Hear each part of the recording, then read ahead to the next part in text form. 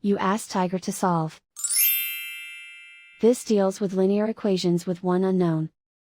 The final result is h equals 5. Let's solve it step by step. Simplify the expression. Simplify the arithmetic.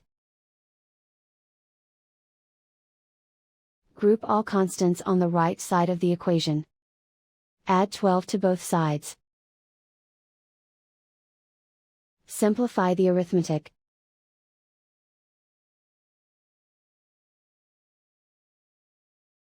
Isolate the h.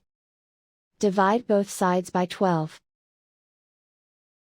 Simplify the fraction. Find the greatest common factor of the numerator and denominator. Factor out and cancel the greatest common factor. And so the final result is h equals 5.